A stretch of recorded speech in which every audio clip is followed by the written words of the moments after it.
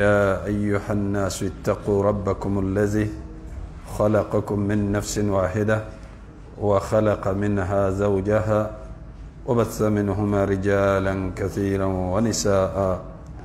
واتقوا الله الذي تساءلون به والأرحام إن الله كان عليكم رقيبا يا أيها الذين آمنوا اتقوا الله وقولوا قولا سديدا يصلح لكم أعمالكم ويغفر لكم ذنوبكم ومن يطع الله ورسوله فقد فاز فوزا عظيما. وأما بعد فإن أصدق الحديث كتاب الله وخير الهدي هدي محمد صلى الله عليه وسلم وشر الأمور محدثاتها وكل محدثة بدعة وكل بدعة ضلالة وكل ضلالة في النار. وبعد، الرحمن على العرش استوى كما أخبر وعلى الوجه الذي أراد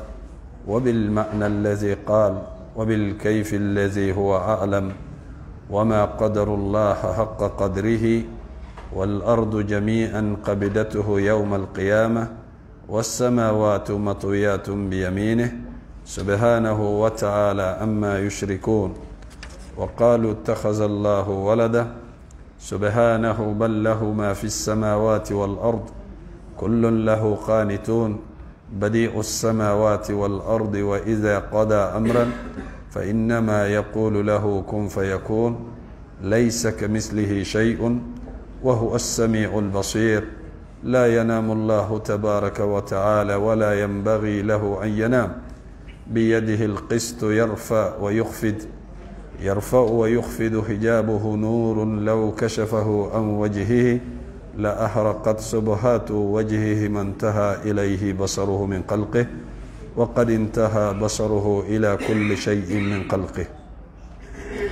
وله المثل الأعلى في السماوات والأرض وهو العزيز الحكيم. وهو الذي إله في السماء وإله في الأرض وهو العليم الحكيم. علم ما كان وعلم ما يكون وعلم ما لا يكون لو كان كيف كان يكون ولا يحيطون به علمه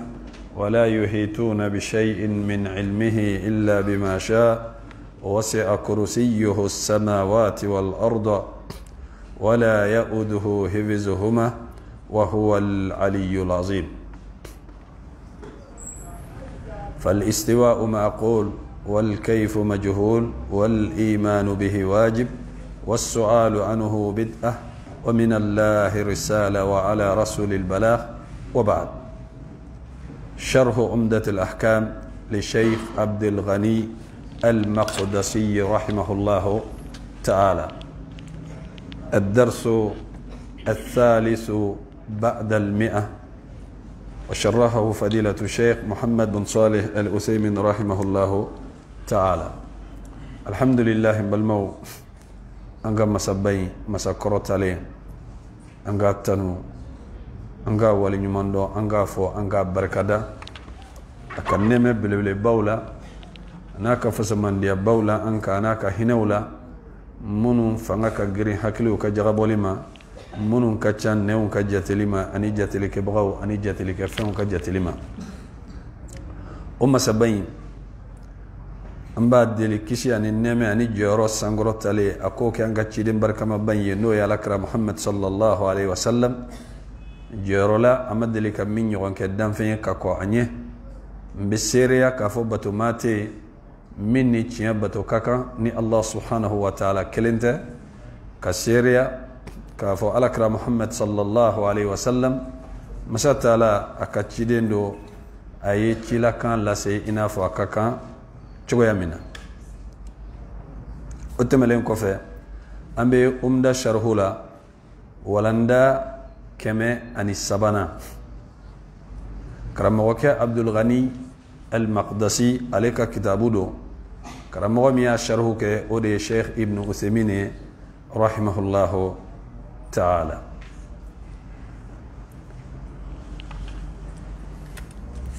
الحديث الثامن أمبي ولندا من أودي كتاب الجنائز جنازة كونيه نويه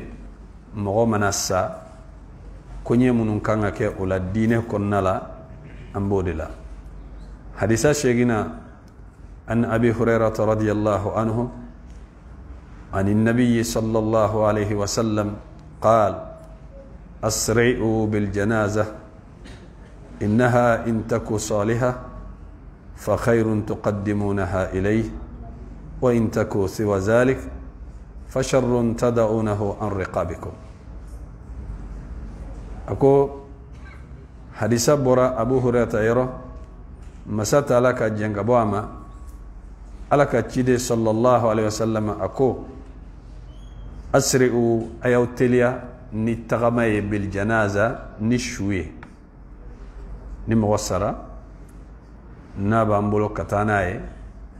فلوك مبتا برانغالي دلا ماو بي نيغون لافيا بو نمونو سغنا أبامني 600 مبلو بي نابي فولما كو كوربيار مغو بي دوا كونو كتاني شوي bo taga wati la teliya de kafsa ni sumaya ye kana kunfila koso bo ni ibeta janaza kero la kata shu danda kabru dona mogo manga bla anye mogo manga bla anye kana hadisa ye ambal maslame ka hakedo yanka wa ittiba'ul janaiz katugu janaza ko katuga ko ni blalanye itugura ko donc kataganye ote sunaye de katuga ko ibe yelenga fenga o ibi senao kada ka seli shuka kataga bla ka kabrula braji blebele ba flabala ni sellaka ima sekata kabru dona ibe qiratu kelen soro o ko qiratu baraji bina fo odi kulu nyogo qiratu kelen odi kulu ni sera madina iba la ye finya da ita saka fo konya dai o nyogo na baraji kelen ni tugura ko fene katana ye ka do dinge kono iyo nyogo na flaso abu rata kumbafo naye ni hadisa ingala ko qiratu joli tara kaunda kana fo ko ne be ni shuyi don tenindo ni mo ye nube katani shuyi kabru do na dro ni islam do dro tuguko iba do ita do barajid lonen tola barajid lonen do re ika tuga ko katabla kabru do o do be se ka ke itema tola iya ube ka do ni shuyi kabru la ibi ka moto jo wali ka mobli jo ibe do ka farauka amana chaya miniti tante ibe nim baraji bayin cheki to iga moto bolla wali be nim baraji bayin cheki to iga mobli bolla ibe shudo dore betani sem fly iba tigila mo do ita don ibe baraji soro nga ni hadisanna alakrako sallallahu alaihi wasallam ako shu angan teliyanaye muna olla doni gelaw ko ni mo sara amanga blaka kono akame foni dorra na naye de foni dorra na naye meni dorrate ni mo ko ni sara akakan yi ka wasu kan gono ni be na sebeni minke ka bla ika seben ka bla ni sara ma kanan shugarre ka me ma kanan shugarre ka me kadaka shugarde li ka me toro bala nafa bala ala krabino de kun fanye sallallahu alaihi wasallam ako ayaw teliyanay innaha in taku saliha nakara ni nyanama yeshu nyanama do jommi ni jon nyanama do ala yoro fa khairun tuqaddimunaha ilayha here de banye naube ka uteliya katabla ka here la bon mo kan asma here baralawa imanga asma bon nay shubla ka klif la kle sabake ni here tigla mo do abe ka munke abe ka la sumaya kataga ka herema abe ka do anaka herece ashu kataga dun o de nafa ka bo ka tɛmɛ k'a da bon bibina ni famaw sara famaw su bɛ mɛn dɛ olu su bɛ mɛn dɔw ta yɛrɛ bɛ se ka dɔgɔkun kelen kɛ bon o man ɲi a bɛ se ka bila ni dɔrura ko don mais ka protocole n'a donyɔrɔ n'a bɔyɔrɔ caya ɲuman tɛ koyi ni su ɲɛnama don alakira ka kuma in na sallallahu alaihi wasallam a bɛ ka don a tigilamɔgɔ ni a ka hɛrɛ cɛ ka d'a kan ni su kɛra su ɲɛnama ye a tatɔ a ka kaburu la a bɛ mun de fɔ qaddimuni qaddimuni a y'a teliya a y'a teliya a y'a teliya a b'aw bolo mais a bɛ nin min fɔ aw tɛ nin mɛn dɛ ni alakira ka kuma de sallallahu alaihi wasallam a ko ni su ye su ɲɛnama ye su yɛrɛ de b'a fɔ qaddimuni qaddimuni a ye n teliya a y'a teliya ka taa nin ye a y'a teliya ka taa nin ye nka ni su jugu don a b'a fɔ ya waylaha e ne nin ta bɔnɛ ayna tazhabuna biha a bɛ taa nin ye min a bɛ taa nin ye min i y'a ye izan alakira ko sallallahu alaihi wasallam an k'a teliya ni hɛrɛ don an b'a lase a ka hɛrɛ ma o ye kun dɔ ye a ko wa in tako siwa zalik n'a y'a sɔrɔ su ɲuman tɛ fa sharrun tɔɔrɔ de don tada'unahu arriqabikum a b'a ɲɔni ka bɔ aw kan kan tɔɔrɔ de don a b'a ka tɔɔrɔ ɲɔni ka bɔ aw kan o b'a yira ni su garidila ni su jugu don ɲɛnamaw bɛ se ka tɔɔrɔ sɔrɔ su in na hadisa in b'o yira bon anw ka tɔɔrɔ ko bɛɛ ye de ko f'an yɛrɛ ɲɛ ka min ye ayi ni alakira ye min fɔ sallallahu alaihi wasallam balimaw tɔɔrɔ caman sigilen don ka mɔgɔ kɔnɔ a caman bɛ mɔgɔ sɔrɔ i tɛ bɔ a natɔ kalama koyi i tɛ bɔ a natɔ kalama i t'a natɔ ye nka ni ciden ye min fɔ sallallahu alaihi wasallam an k'o kɛ o de ka fisa izan ni su ye su ɲɛnama ye a b'a teliya ka taa di a ka hɛrɛ ma ni su jugu yɛrɛ fɛnɛ don aw yɛrɛ fɛnɛ bɛ aw yɛrɛ lajɛya ka bɔ a ka tɔɔrɔ ma walasa a ka tɔɔrɔ kana se aw ma bon ni an taara ni su ye kaburu la mɔgɔw bɛ min kɛ bi ka tagama tagama kaburu sanfɛ f'u b'o boli boli a y'aw cogo dɔn dɛ ka yɛlɛ kaburu sanfɛ wali k'i sigi a sanfɛ problème belebeleba de b'a nɔfɛ mais mɔgɔ caman tɛ nin kɔlɔsi bi dɔw yɛrɛ t'a dɔn ko kojugu yɛrɛ don alakira ko sallallahu alaihi wasallam i k'i sigi tasuma kisɛ kan a k'i ka fini sɔgɔ k'i farisogo jeni o da ka di i la i k'i sigi kaburu kan hadisa kɛnɛman dɔ a bɛ muslim kɔnɔ kaburu mɔgɔ de ka so tɛ ne y'i sigi a kan a bɛ mun yira se t'a ye a k'a fɔ k'i ka wuli koyi nka silamɛ bonyalen don a ɲɛnama hali a salen kɔfɛ ala kelen don k'a défense ta inna allaha yudafi'u anil ladhina amanu ala bɛ muminunw défense ta mumini ɲɛnama wa défense talen don a su o a défense talen don izan o la n'an donna kaburu don na an ka nin kɔlɔsi ka tagama ka taa i jɔ f'i k'a ye diyagoya don wa diyagoya tɛ ni su ka mɔgɔw bɛ yen n'olu bɛ se k'a lase dingɛ la ni sira tɛ yen nɔ fo yɛlɛn ka kɛ kaburu ka dɔrɔra i bɛ yɛlɛn nka o bɛ daga jɔnni ye a tagabaw ani minnu kan k'a lajigi dingɛ kɔnɔ mun de b'a daga olu ye dɔrɔra k'a d'a ka sira wɛrɛ tɛ yen f'u ka yɛlɛ kaburu de kan olu ta o ye diyagoya ye mais e min bɛ t'i jɔ ka lajɛli kɛ dun wali e min bɛ t'i jɔ i tɛ bɔgɔ k'a kan i tɛna baara kɛ k'i jɔ dɔrɔn ka filɛli kɛ e min bɛ yɛlɛ kaburu kan e ni problème de bɛ ɲɔgɔn na dɛ o la i ka jɔyɔrɔ ɲini kaburu don konna la ibi jo yeno hal na ya soroni yen kaja ni te jo kaburu sanfe ode da kadila ni shu jigina amba la jigi ni akini gere bismillah ala millati rasulillah mesroka alada kasroka birikiu kaka birikiu be kaka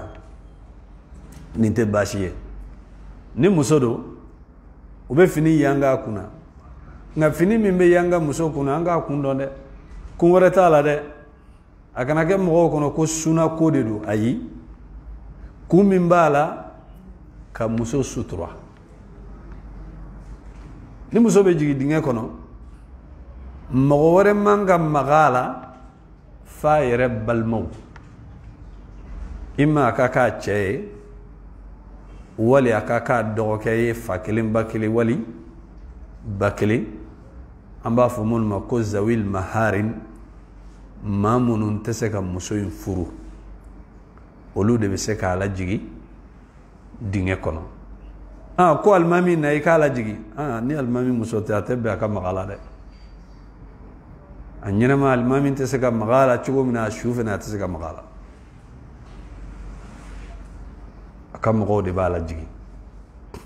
ango yoro famia hal ni chedo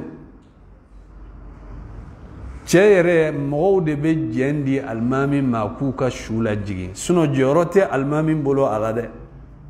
shutigi utade uka shuye olu de sagoya be uka shula nebe yenno ni kokera min ni dine tebe iba fo ni dine tebe min ni dine bebe ibo fo nga ko iye almami utita kaide ko be atigi ude bolo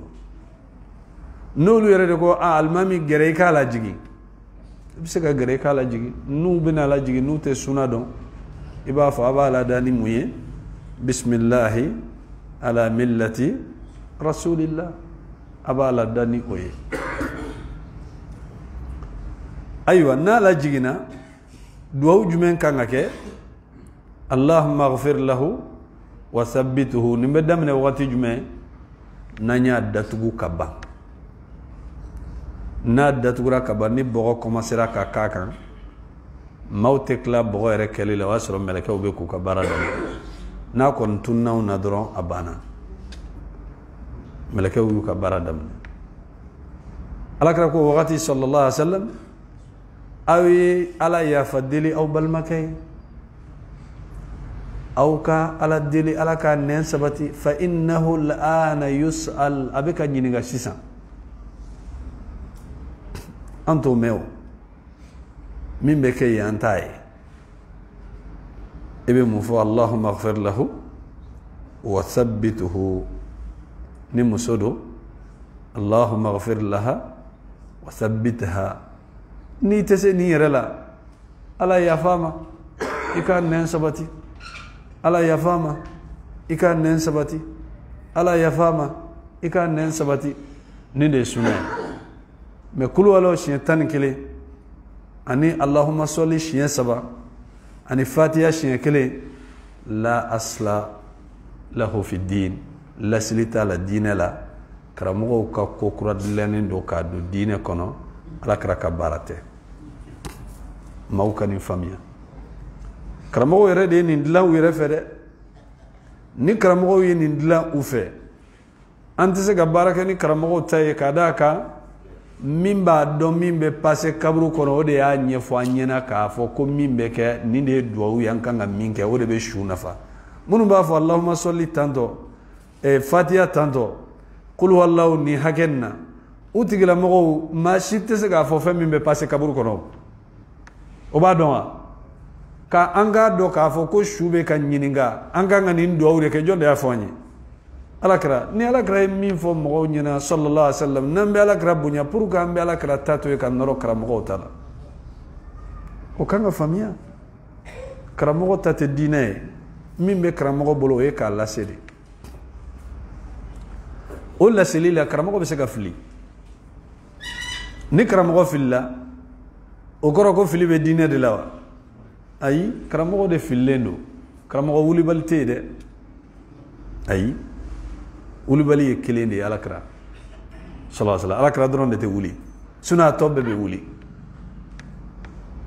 mo fa be kuma dine la ka kuma dobeta dobe fili oye adama dembe alakra yo fo sallallahu alaihi wasallam akko kullu bani adam khata wa khairul khata'ina at-tawwabun akko adama dembe be fili ke bagaw olu la nyuma ye joni ye munu nu ya do ku talona ku fili la ubesegu uko akunu ne kun ya fo nyana ko ni teta nana ye hadisa la fili be ne de la de nyemmin fo sawabate akana baraka ninga kuma ye de karamogo kan yere bonyani ma ni dancogo ye ite fili o te goyi ala yo ke mo kelen bede sallallahu alaihi wasallam no ala kray muna te fili parce que avec ala ka dine de la se no kera fili fenye shetane oni majugo be fili kata jon fanfe ala fanfe donc ala yala kratanga sallallahu alaihi wasallam filima wama yantiru anil hawa ate kuma fo kuma min be bo anin dungola abe fenfe fo dine konna oye legese de tando drome kelentaje ote wuli de asan keme ana samba kelimbe de kelinyi ngani ala kra boray sallallahu alaihi wasallam ni kramo ye kuma fo ambe munge ambe kramo ka kuma laje ni dallu de bala qur'ane kono wal ni dallu bala hadisa kono ambe soroka barakanaye ni dallu tala ante barakanaye muna parce que dine te kumulu la koye nyemiri otede olayma alika kuma giriman bado me radiyallahu ta'ala anhu akodi ako choron abe choron do hein est-ce que abe bete choron do abe choron do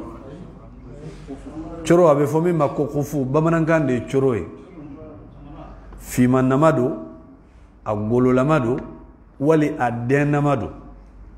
iba takado isena nga sharti ni ba le do fa ka soro selji bila ni ya do ka soro selji bila ni selji ta wakati sera ni sera siuma ita bo kibe senko iba to sena ibe masali ke rojume sen sanfela alin ko akoni dine kunye hakilai ako dugumala de ni masali kaka katame sanfela kaw muna parce que dugumala de be maga bola bo selji dum beke kan no do de bo adama de farla me akona ya soro hakilna de do ako dugumala de ni masali kaka katame sanfela ka me ko me hakilna te ala kray sanfela de ila sanfela de be masaka dugumala to e baray il faut qu'un gars d'une famille karamogo mana fenfe foanye karamogo ngania be seka ke akan nga be fli o krote ko karamogo te mo nyena mai o krote ko karamogo mai o krote ko karamogo te fendo ayi parce que ala de yo ke ni ala yiminke o te seka boyinde izen ni karamogo filla amba fo ko ni karamogo ka fili de anga temenna anga barakeni sawabaye izen ola qul wallahu shaytan kele qul wallahu shaytan kele fatiha shiya kele allahumma salli shiya saba dallu taala da ni mo yake ye barafuke kele flana adonen ko fe ni tugu kake ole de ka baraji soro be jurumu de soro muna parce que tugu ka ciden fongo nyoya ikumba ke itado ni mo te fem do ala bi minama la ti minama te fem fe do ala ti minama na donen ko fe ka fo ko ni te ciden ka trasray ala gray mu fo sallallahu alaihi istaghfiru li akhikum aw ya ala yafadili aw balmakay wali aw balmamusoy وصلوا الله له تثبيتا أو على ديري على كان سبتي فإنه الآن يسأل أبيك هني نجسيسا بقول والله جورج منا اللهم صل جورج منا الفاتحة جورج منا نيفنجا جورو نيفنجا أنو أيرولا أبي نفاني واتي نفاني نيا كيرولا يرو منا مانجا كيف كبارا فودي كيو أتي نفافوني إذن أولا على كذا حديث النبي صلى الله عليه وسلم أكو من عمل عملا فليس عليه أمرنا فهو رد نمغو موي بارا وباركة كسرو إما بارا إنتا أنفي كسرو أمي بلالا إكا بارا إن كرنندو إما على باس سجيما نيالا يفن سجيما وكرو أما سؤال الله دي وكرو أبانيندو على نا أبانيندو على يبارا تشيني نكي هل نيتا دو وكرو تكيبي براجي سرو ala bi to ne parce que ta don mais ni ba don a kirnendo ima jurmun fene be sebe kada ka mamni tugu ka feminge ibe mine odema ngani mi tugu ka koko ke shariati mine oma angani yoro angani koloshi ni fini meta musokuna kumi mbala oye muyi kumi mbeka fini ta musokuna angore ka sutura dobe fini ka lamaga fini lamaga li est-ce que kunde balawa ayi lamaga li do hakilla ko sunadu sunate fini be bamba musokuna balma munum be duguma nolu be ka muso labbe kabru dinge kono hal nolu e yoro doye olu ni kenema mogote kelenyi fini min be ka bamba kuna kenema mogote na oye ube se ka sutura jona ye ni kenema mogoka oye bon lamaga lin kunye muye ni finteni be fiye ka do uka mais kororeta la de kororeta la ni muso balmo dron ne ba kuna ni chawarate ni zawil maharimu munun tese ka furu nolu dron ne be kabru dona finin kumbe wa finin kunte izen konu mena chugumina angu famia o chugura wa ana bi Musa al-hadith al-ashir wa ana bi Musa Abdullah ibn Qais al-Ash'ari radiyallahu anhu أن رسول الله صلى الله عليه وسلم برئ من الصالقة والهالقة والشاقة ياي ni hadisa yanga ni famia de ako hadisa bora Abu Musa al-Ash'ari yoro ni Abu Musa al-Ash'ari akan kun kadi kojugu ni Qur'ane ala kra kun biju aka fenetri de kofe sallallahu alaihi wasallam aka Qur'ane kala lam tellement akan kadi don la chauffeur ala kra iju aka fenetri kofe avec aka Qur'ane kala name e ako Abu Musa al-Ash'ari ma ko ni kunyi shuro ngumbe ki ka Qur'ane kala lame Dauda ka kanja srado ala e dodi mala ikanga dide e ako ala kra ko ni kunya do ki kumbe kan lame kumbe do fara ngumba dlantuguni izen ola ay mufo akoni hadisanna ala kra akelendo ki yere mabo mala mani akatasira te kelenye bari akoro je désavoue yaay ki yere ni mabo nyona pew ini tesra la de ibe kam minke anine konin katasira te foila est-ce que fenyuma ndo hein okoro ibe ka bara minke mbane ndo ala bon mogo jumendo mogo qualité saba musoula ni problème be musoude kan mun la musoude forani hadisanna bara in kachan olu de fe okorote hal na sorola chela chete douala chebe douala mais bara in beke musoude fe ka chaya odiato anana musoula as-saliqa muye muso minaba kan korota ni kashiye mɔgɔ mana sa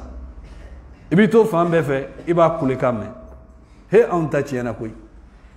e ma dɔn anw kɛra yeko fila ye e ma dɔn anw ka du cira e ɲɛ t'a ka samara la jɔnni bɛ se k'a don a ka finiw filɛ nin ye donbaga t'a la koyi anw kɔni kɛra yɛlɛko ye koyi anw kɔni ta yɛrɛ de tiɲɛna pewu awa i ta tiɲɛna de dɛ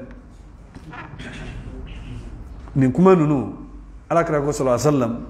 a ko ni mɔgɔ sara a ye kuma ɲuman fɔ a bɛ fɛn fɛn fɔ mɛlɛkɛw b'a fɔ de amina ni ɲuman don amina ni juguman don amina a bɛɛ bɛ minɛ ka kasi o tɛ baasi ye o ɲɛji ka bɔ o tɛ problème ye n ko alakira yɛrɛ kasira sallallahu alaihi wasallam alakira yɛrɛ denkɛ alayhi salatu wassalam Ibrahim a ni minɛna k'a to alakira bolo alakira bɛ k'a lajɛ a ko ya Ibrahim a ko innal ayna la tadma wal qalb la yahzan wala ughni anka min Allahi shay'a a ko Ibrahim a ko ɲɛji bɛ ka suru dusukun tɔɔrɔlen don dusukun kasilen don nka n tɛ se ka fɛn bɔ ala ta la dɛ wala naqulu illa ma yurdi Allah an tɛ se ka fɛn fɔ f'a ka sɔrɔ fɛn min ka di ala ye ni ala kira de mɔgɔ yɛrɛ den nin ka bɔ i bolo o ye kɔlɔkɔlɔ gɛlɛya ye o ka gɛlɛn nka ala kira ɲɛji bɛ ka bɔ sallallahu alaihi wasallam a ko den ma n tɛ se ka fɛn bɔ ala ta la ala de bɛ k'a kɛ ala de bɛ k'a kɛ nka n tɛ fɛn fɛnɛ fo fɛn min ka di ala ye ka kasi baasi t'a la nka ka kule a tɛ bɛn dɛ k'i yɛrɛ danga a tɛ bɛn dɛ ka kuma juguw fɔ i n'a fɔ an bɔra ka kuma minnu ɲɔgɔnna fɔ ni mɛlɛkɛw ye nin amina dɔrɔn i mago sara ni mɛlɛkɛw ye nin amina o y'i mago salen ye o kɔrɔ i bɛ min fɔ anw ka du cira ni mɛlɛkɛw ko amina du bɛ ci wa a tɛ ci bɔgɔbɔgɔ a bɛ ci ka d'a kan mɛlɛkɛw ka amina olu ni mɔgɔ ka amina tɛ kelen ye dɛ n'olu ka amina n'i ka duwawu yɛlɛntɔla bɛnna ala b'a minɛ olu ka amina de kama parce que u tɛ ala sɔsɔ kɛ o de la alakira sallallahu alaihi wasallam a b'a fɔ ko n'an bɛ seli la ni alimami ko ghayril maghdubi alayhim wala dallin an bɛɛ k'a fɔ amina a ko fa innahu man wafaqa ta'minahu ta'min al malaika ghufira lahu ma taqaddama min zambi ni maa min ka amina ni mɛlɛkɛw ka amina bɛnna jurumu o jurumu tɛmɛna ala b'a bɛɛ yafa y'a ye o kɔrɔ kunnaja b'i sɔrɔ ni mɛlɛkɛw ka ko de bɛnna bon i bɛ ka kuma jugu min fɔ ni mɛlɛkɛw ko amina o y'a marquelen de ye koyi a tɛ segin izan a ko wal haliqa haliqa ye mun ye muso min b'a kunsigi di wali k'a kunsigi bɔgɔti saya wagati ni masiba y'a sɔrɔ a bɛ se ka kɛ saya ye a bɛ se ka kɛ masiba ye ko dɔ nana k'a sɔrɔ tellement a digira a la a bɛ sin k'a kunsigi minɛ k'a bɔgɔti k'a yɛrɛ kunsigi minɛ k'a bɔgɔti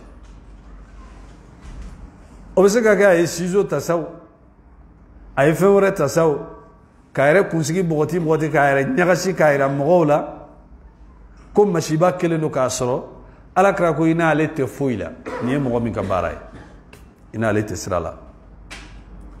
bon ni masiba ye mɔgɔ sɔrɔ jɔnni de y'a jigi i kan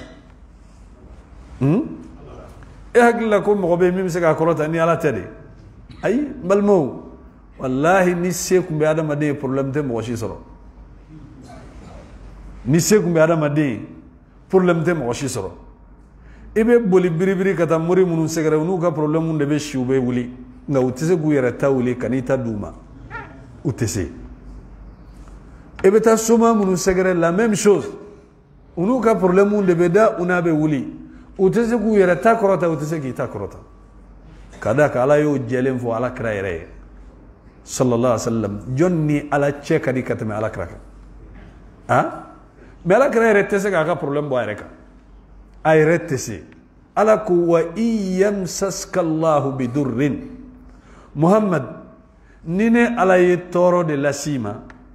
fala kashifa lahu illa huwa muwashitese ka boy kanale ala yerete ayri fo joyi ala kira yere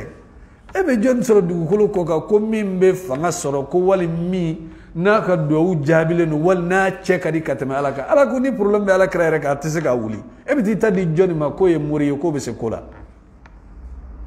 mo mi masega yere ka problem lo be se ke ta wuli atese wo fanga ni yoro no famia ni ala de ya jigi ku wallahi jiye be kana farai kan ma tese ka wuli unye ta la jangu ku ka wuli jon be problem la ibayede ita hiyo ni ala idusu kashi sigi ku inye jibe bo idusu kashileno maunye bala ki idusu kashileno me ere bado ki idusu kashileno anga tawya di nanye bala abeta chukuri ibabo mi mo nyete femine bise ko wuliwa ni problem bi kuna ina be tagama de koy be bado ko karsa ko ni ko tinya la problem bala nga abeta chukuri ala mi ya jigi e mi yere e problem ti ye nyeti ka problem na e tese ka wuli ibeti yere di mori mi ma tese anyeta la ebeti yere di soma mi ma ayre tawba bula anyeta ayre tala jango eta ka wuli ate nga ko wa yurid ka bi khairin nale ala fene ya la nyini ka be here de kiye fala radda li fadlihi ma shite jiye kono min bi se ka joina here che kate sima o kana da jugo ya made o kana da fere jugo made o kana da complot made ala de ma amma ko ka nga ko tiena ala de madla ni ala ya gla ma tse ka chi awo ni ala ya chi jiye be ma tse ka dla angani famia izen akuna here la nyiniye fala radda li fadlihi ma shite se ga alaka fasamandiya kibala sigi kofe yusibu bihi man yasha ala rebe ka kuma tande akwa aleka here ma min kadale yusibu bihi man yasha min ibadi aba ala se aka joma iga adresi ala magobola wa ala bidon ngomma tunune inde adresi be dima ibe chikata yero mena nita yero do ibe atigla mogole ebe mi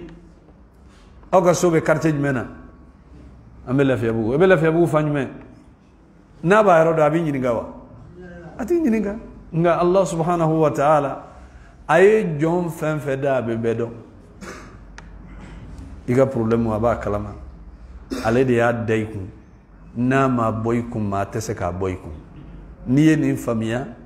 ni problème bi dala inyeshi problème tigi ma de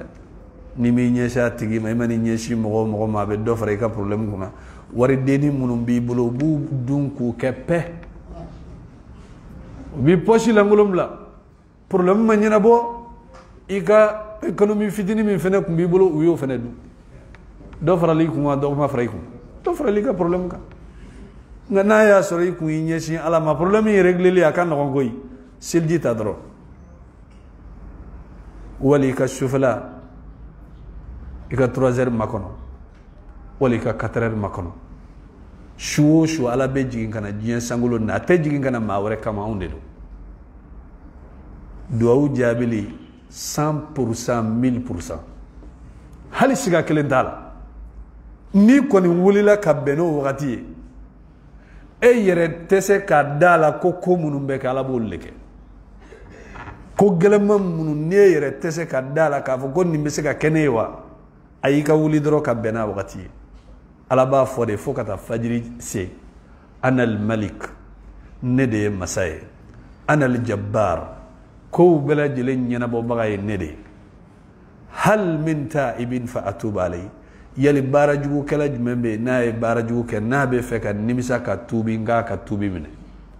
hal min mustaghfirin fa aghfir lahu yali majumbe be feka ne ala ya fadilinga ya fama wa hal min sa'ilin yali delli bagabe wa nabe ne ala delinga sonwa bon nin sabala ibe nun do de konna otewa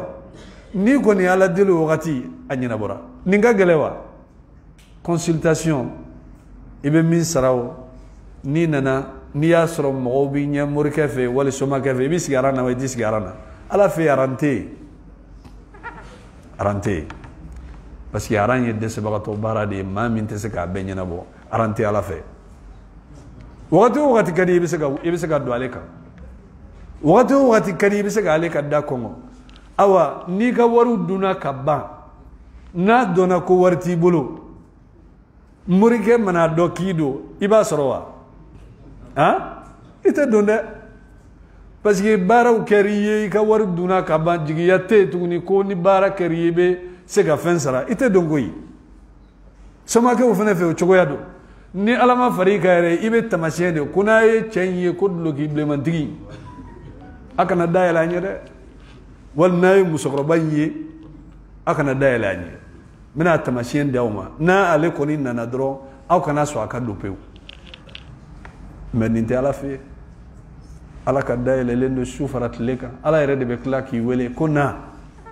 ni be banila nete bayila wole ni ma nyina bo bakate ni mangele ngoy be wuli ka silji de ta ka suno tige ka boy nyela ki ka tapida ibi fle anyekoro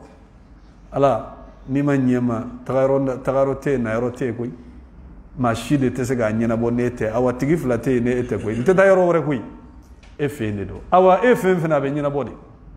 abe nyina bo parce que ala ben de no fe jonka e donka foka tigi ala aka son jonyama sino ala be mako munu nyanye fende do ala bolo wa fen fu ite ala bolo ka milliard di ma be mun cin ala e fui e ki nyeji cheki ga problème no ya abe mun e cin ala e fui ay nyogona milliard nyeji cheka fenduma o ma fembo aka kola e fene ka problème de régler li obe mun cin ala e na be min fe dro ikana adeli dro abana flate ako ya ayuha allazina amanu aw mu'minu liman yara ista'inu bis sabri was salah ay aw yaradame ni sabali ani seli inna allaha ma'a sabirina ala bika fara sabali bagawka amana gele chogo ni masiba isro uli dro ikasili ibe do seli la yani katla 50 kilo min kumbi ko la bajigi ibe kayna fo kima delika fin reta e ma ni mo chauffeur selike ni dugube jabe kina fo ko moteur do de bila moteur croix fibe pamba yirama ni soja do bi soro ibi yere ni ngani ni soja borami ayi ala be ko munu régler chauffeur lu te régler clé fait ibla ni ko izen ako wal haliqa washaqa we muso jume muso min baka finu farafara ni masiba kona na fale dro bisinga yere to san fe dro ki rabla duguma baraw abaka finu farali damne do be lamu yere ta ku ka finu farafara ko ka ira ka fo ko dusu kasi banka ni ka finu farafara ye ko la se jonma jonme kala ka kala ede bita kala de kala li songo fudowa na kara fuye funi ni tayre do be nyogon don de sune be warde bo no yere te frali be finin do chien o te se ga laben tuguni ezen ni mashiba e mo so kanga mu fo ala islame ka nyina maya bedlan perdite ala krako sallallahu alaihi wasallam ako ma min abdin ako jonshidete tusibuhu musiba ni masiba de batigi soro fa yaqulu inna lillahi wa inna ilayhi rajiun katigi la mo ba fo ambe ala de anyi ala ka jonde min kada e wode beke ambe segi kata ala de ma allahumma ajurni fi musibati ala ni masiba mi soro ikanan fo abaraji ko amba fo chogodi ajirni de wa wala ajurni de do ay kuma ganye de ajurni de do wa ajirni de do ajurni de do mu ya ka ajurni arabu kando ni ko ajirni iyaje ma chaman ben de fonga utebo akalama Allahumma ajurni ajirni koro de nkishama ajurni koro de mbaraji alan sara ala yeah ole de kala delika ka baraji di me ba fa alan kishi baraji ma izen kuma nunu angu nyenyini ku nyedo maro lebe duwa ke ko ne ga duwa ka te ka jabi ibe ka fona fo chugoywa izen ako Allahumma ajurni fi musibati niko ala nimma shiba mi yensoro ikan sarala ikanan fo baraji ko wakhluf li khairan minha ala mashiba mi yensoro ika hera do blano la min kafsanae ako o manake illa ajarahu Allah fi musibatihi natigla mo ni ndo en fo limania ala kra ko sallallahu alaihi wasallam ko te ke fo ala ka tigla mo sara akam mashiba la kile wa akhlafa lahu khairan minha ala be hera do bla place la per la mina min kafsanoi bo e kana blay kuna dro ko ni ken mesro chogodi akedro salama amena ka hadisa la duna tawla insha Allah alaykum yem waya kumba chefe kojugu abu salama abina ke den kundo wi nyogon kanu kosobe afurulama jogo kan dina kan u ka relation kan fo kata se chain sayama nani mashiba abu salama sale ala kraini ndo fo salama ya fo salama kumbe ka fo ala bena joni bla abu salama no la min kaf sanai wala ala bena so jumende ne ma so mi nine bene o kanu katama abu salama ka soka ale re kon be ka yare nyini gal abe bo min kala ala kra de ya nyini furula sallallahu alaihi wasallam ala kra ya nyini furula ako ala kra sallallahu alaihi wasallam akonne koni inkorola de la kra ko sallallahu alaihi wasallam ne ka koroniye akombe kele ya de akombe ala deli ala ka dobi ka kele ala okorote ka be bampeu ni kele ya bana da madene te ka foyi kada ka kele ya de be dusudo mo ko na ibe ko nyumanke ma fo kele ya hasidi alama de ay ma fo kele ya hasidi alama kata anyenyi ni moru ni soma o fe o ma fo de o hasidi ya o te kele ya nga kele ya de bato mati yere labla ibe dusuta ifene be ko nyumonke no kele ya te dore fenteo ni kele ya bori la o ichene ni izen ako ne de un kacha akombu farantauka alakra sallallahu alaihi wasallam ayafuru ngai ni furu sababu soroni muyi akaduwa na kun kashira ka redanga kaka finun farafara ka akunsigu tege abeni sorowa ateni soro izen ola anganji jani masibana na mogo kana koke ko minni amanka ebena fenfe ke otena ato alaye millatige ko be boye ebena balawu kura wore do de lase iyerema o balawu folo e femiye ka singa perdi mashiba imbaraji bela yani ka baraji soro ibe perdi ya baraji la o la ala kra sallallahu alaihi wasallam tale kabru dona anana soro muso do jolendo aden kabru kuna abeka kashi abeka kuma ufo kuma munu mai ala kra sallallahu alaihi wasallam akwa ma ko muso ma ko kanani fo ako nyuma fo muso ngo ni ya ibe kuma ne fetande mi ne soro de mi soro de ya to ibe kuma ta ata do ko ala kra do de sallallahu alaihi wasallam bara in kelen ko fe katme wati mina mo na na fanya na ko iski kumara mo mi fe ba tigi do akoy ko yikumbe ka kuma ala ka chide ne feta muso ko atara la kra fe sallallahu alaihi wasallam o ya soro mate min be ala kra ka da garde ka fo kina te se ka nyoy alayhi salatu wassalam ay ako ala ka chide ako ngumbe kam min gem kuma don koy ala kra mun faye ako as-sabru عند الصدمة الأولى سبلي نفا بالاد أي سر وقتي منا يبي سبلي وقتي نعيك أن النمسان يتفوني إكان النمسان يتفوني كذا كان نيك مري في وقتي منا نيك وينغا كما لامه كافونتا دون دنياتو ألما أكمبي نفا ميكا كوكي كبا يدسلي ولا فولي أكو نياتو ألما أي يدسرادي ده يدسرادي إذن أولا نيكوي موسرو كنا جاولي كنا جرينغري هر ني جاولي لا يجاسي كذا كان نيكو من تمنيكا دونتا كا جاكو يدو يجابي ولي هذا ما دي مر لا نيبه بليك مر لا ني مغو وير مي من بيبي اولو بيلا سيغي نامنا كي تشوغو نو يلا سبالي ikala sabali minga galadro e kuma de kana kuma kana tele aka kuma mashiba wakati kadaka ibena singa kuma do fabika kubeki ibena koko ka kofe iyo kuma kele minfo kele ndo kika kobe do jila zeni mashiba nana adama dembe sabali aba bulo daire kan fo mashiba inkan noya dongo dondo ko do fitini do problème mo soro abeta dondondi fo kata ba ngay be fe akabba yoron gele jogo mina ni ko tigi ma olani na tekeda e hal ni mo yere sara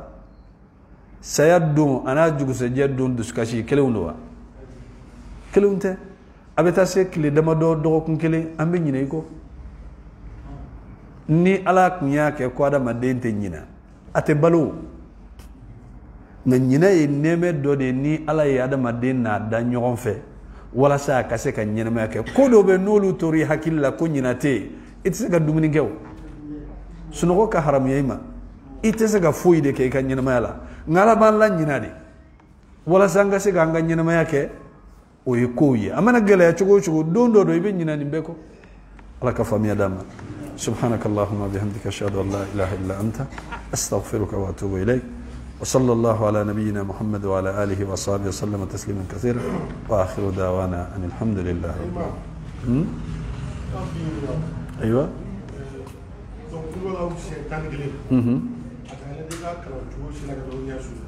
أي. هل سيقف كل ولا أتبع أتدين له kadaka ka shu ni shu sara fem mba nafa oye fem fly min ka telin ka shu nafa ki to selila ka duwa kai wale ka sargati boy bo fem ve dine koy nin kay ni may ala kra de bo fanye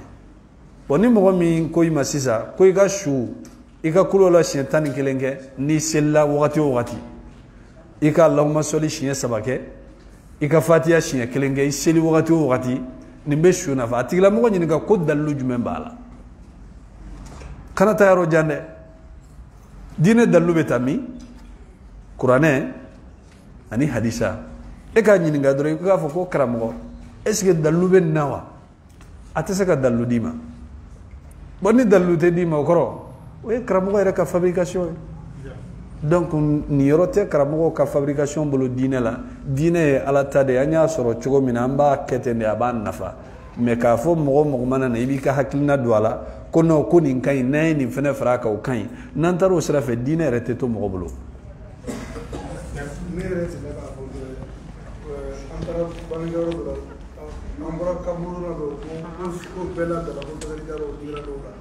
no mo me mo da la be mi kai si ga ndo ga ko e ko ni wa biolo ko ga nda bula ko ni wa biolo aywa